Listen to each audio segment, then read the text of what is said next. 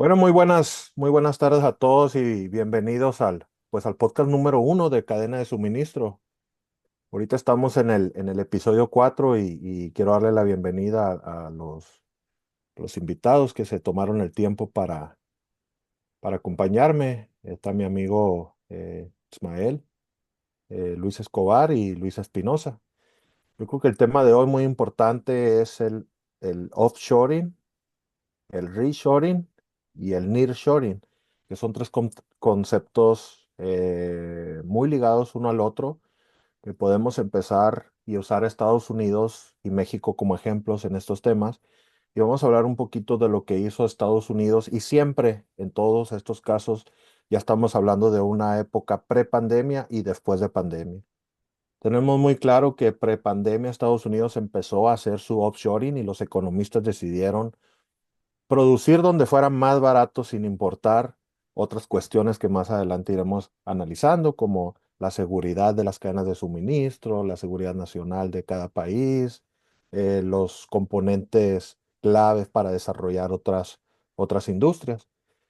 Y así fue como nos dimos cuenta que revisando varios artículos y, por ejemplo, un artículo de la firma Hogan Lovells, que es una firma de derecho, que tiene su sede en Washington y Londres, pues nos habla de estos tres conceptos, que básicamente el offshoring es ir a producir en otro país, el nearshoring es cerca de tu frontera, por ejemplo, en el caso de Estados Unidos sería México, y el reshoring es volver a utilizar los, las ciudades del país. Y lo que nos damos cuenta es que leyendo todo esto, es que se habla mucho del reshoring y el nearshoring. Entonces, yo creo que aquí la primera pregunta que yo tuviera es, ¿por qué el offshoring ya no funciona igual que antes? Creo que tocaste una pregunta muy buena y te la puedo responder. O sea, mira, el offshoring funcionó increíble durante muchos años porque era súper barato y muy eficiente, de hecho. O sea, por el contexto, pero el contexto mundial cambió. Hoy la mano de obra en países como lo que es en China ya no es tan económica como antes. Eso lo podemos ver muy claro, pues va variando esos precios. Incluso los costos de transporte subieron muchísimo, y las empresas se dieron cuenta de que tener toda una producción tan lejos, pues puede crear vulnerabilidades incluso pues, en ciertas partes económicamente en las empresas, ¿no? Entonces ahí también, tanto como la pandemia, las guerras y hasta problemas climáticos pudieron demostrar que depender de un solo país país puede frenar por completo la cadena de suministro. Por eso ya no funciona de igual manera. Las compañías que necesitan, o sea, ahorita necesitamos así tener las cosas de que mucho más rápido, más eficientes, incluso más flexibles y seguros, y eso a veces es difícil con distancias tan grandes. Pero aquí quería dejar muy en claro, o sea, para que tuvieran en cuenta lo que es el offshoring, ¿no? Y el offshoring es cuando una empresa, o sea, decide mover parte de su producción, o ya sea que pueda ser un servicio incluso a otro país más lejano para poder reducir ese costo, o incluso puede ser incluso un costo muy o significativo para moverlo para otro país, ¿no? O otro lugar. Y esto fue súper común en los años 90 a 2000, cuando muchas compañías, tanto de Estados Unidos, y trataron de trasladar esa manufactura, ¿no? Tanto China e India, por incluso de que era una mano de obra demasiado barata. Y, y yo sí quería hacer esa pregunta porque que tenía esta pregunta acerca de cómo, o sea, ya expliqué el offshoring, pero, o sea, me queda la duda por qué el reshoring hoy en día es más visible que antes, que el offshoring. Bueno, Manuel, mira, con mucho gusto contesto esta pregunta.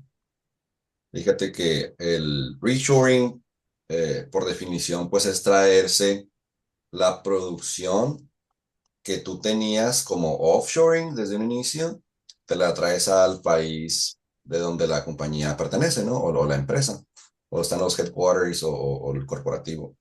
Entonces, como tú bien mencionabas, en los años 90, en los principios del 2000, todavía un poquito 2010, era una práctica muy económica para las empresas. O sea, en un contexto de rentabilidad y de profit, pienso yo que las empresas era la opción número uno, ¿no? Pero debido a a diversos factores, ¿no? Pueden ser políticas entre países, tratados que se tenían y ya no se tienen, inclusive seguridad nacional, o, o cambios en proveedores, cambios en la economía global. Una empresa puede decidir traerse su producción o sus almacenes a su país de origen. El caso que puedo darte un ejemplo es la compañía Ford y la compañía General Motors. Bien sabemos que estas dos compañías producen vehículos y la mayoría de su ensamble o la producción estaba localizado en México por la cercanía que ambas compañías estadounidenses tenían con México, ¿no? Siendo ambas compañías autos americanos, por así decirlo. Sabemos que Honda, Toyota, pues vienen más de la parte de Japón, pero Ford y General Motors son estadounidenses, tal cual. Ahora, anteriormente el costo, como decíamos, de producir en México era muy barato, pero ¿por qué el reshoring para estas dos empresas está funcionando tan bien o va a funcionar también en los siguientes años? Porque bien sabemos que la producción en Estados Unidos es mucho más cara que en México, pero eso se va a compensar automatizando todos los procesos con robots. Si bien ya se utilizan robots para ensamblaje en las líneas de producción que ya estaban existentes en México, se pretende automatizar arriba del 90%, si no en su totalidad, y mucho más importante, implementando la inteligencia artificial. Se consideraba la inteligencia artificial como una herramienta, pero ahora ya no simplemente va a ser un tool más que los ingenieros o la cadena de suministro puede utilizar, sino que va a inclusive a reemplazar personal que tiene añísimos de experiencia y todo su know-how queda registrado en los archivos de la empresa. Entonces, la inteligencia artificial simplemente lo va a tomar, va a aplicar los conocimientos y hacer el proceso más eficiente, rápido y barato. Por eso el reshoring en el día de hoy es mucho más viable que anteriormente. No contábamos con esa tecnología para poder no depender tanto del personal humano como el día de hoy. Sin embargo, al hacer esto, la proveeduría sigue siendo también un tema importante, porque el ejemplo perfecto de Estados Unidos es, ok, yo produzco en mi país, pero ¿de dónde voy a obtener esos componentes? Eso me lleva al siguiente tema que yo quisiera, que tengo una pregunta en cuanto al nearshoring, porque para yo poder tener una producción estable, fija y cumplir mis metas, necesito producto, necesito tenerlo cuando lo necesito y donde lo necesito. ¿Por qué el nearshoring, um, en este caso, poniendo el ejemplo de las plantas de producción o cualquier tipo de producción en México, por qué México se ha convertido en uno de los destinos más atractivos para nearshoring en el 2025? Yo con gusto te puedo responder esa pregunta. Mm. Esto, para empezar, combina la proximidad geográfica en tu ejemplo que estás hablando, ¿no? De Estados Unidos. Tiene esta proximidad geográfica de que literalmente un lado, aparte de que pues los tratados que ellos tienen, como el TEMEC y esos, brinda una cierta pues paz o calma, algo seguro, una certidumbre, pues que está regulada, ¿no? Además de que, como conocemos, México siempre tiene una gran capacidad industrial. Aquí, pues, vean Mexicali, vean Monterrey. De hecho, lo que comentabas acerca de de Ford o de GM que tienen plantas en Reynosa, creo que están. Tenemos aquí muchos sectores, tanto la automotriz, aeroespacial, electrónica, manufactura avanzada, de otro tipo de cosas, ¿no? Además, esto, pues al estar tan cerca, lo podemos combinar con las cadenas de suministro norteamericanas que están, pues, aquí a un lado, ¿no? Además, aquí en un artículo que de hecho me gustaría compartir acerca de Forbes México, habla acerca de del entusiasmo que existe por el nearshoring aquí en México, ya que pues es una muy buena oportunidad tanto para nosotros como para Estados Unidos, ¿no? Y más por esto con las tensiones que ha habido últimamente con el país vecino, los posibles nuevos aranceles, a lo mejor una nueva revisión del TEMEC, ¿no? De este tratado. Pues las empresas en general están prácticamente obligadas, ¿no? A reevaluar estos planes que tienen de inversión. Entonces aquí es donde México tiene que tomar esta oportunidad y tomar este atractivo que está a un lado pues de este país, ¿no? De Estados Unidos, y todo va a depender de nuestra capacidad de resolver problemas que se nos vayan presentando, ¿no? Llámese pues la infraestructura, la seguridad, energía, pues entre otras cosas, además de anticiparse a los posibles cambios que Estados Unidos nos pudiera imponer, ¿no? Esto, pues también es cierto que otros temas como los que hemos tocado el día de hoy, de que el reshoring, por ejemplo, que está ganando este terreno por ciertas presiones políticas o a lo mejor algunos incentivos que pueden haber, cuestiones fiscales o algo, a pesar de que enfrenta pues ciertos costos laborales, México de todas maneras sigue teniendo un cierto, pues una gran relevancia ahí, ¿no? Mantiene las ventajas claras como estas, como les comento, la cercanía geográfica, eh, estas integraciones que ya tienen con las cadenas de suministro norteamericanas, o sea, se demuestra que funciona. Y si bien México logra obtener incluso mejores acuerdos en alguna renegociación del TEMEC, podrían todavía reactivarse las inversiones con mucha más fuerza. Y aquí, con todo esto que hemos platicado, la verdad pues me surgió una duda, ¿no?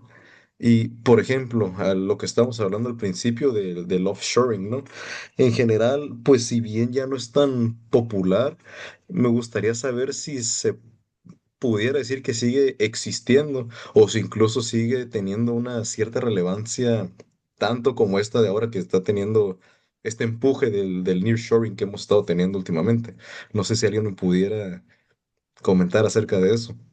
Sí, a lo mejor dar unos segundos adicionales para hablar de un cierre de cada tema para concluir con este podcast. Si quieres, Ismael, contestar la pregunta.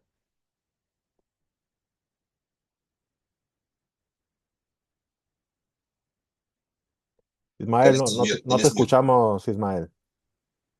Oh, perdón. Sí, contestando a tu pregunta acerca de si el blockchain sigue existiendo o si ya pasó de cierta manera de moda, ¿no?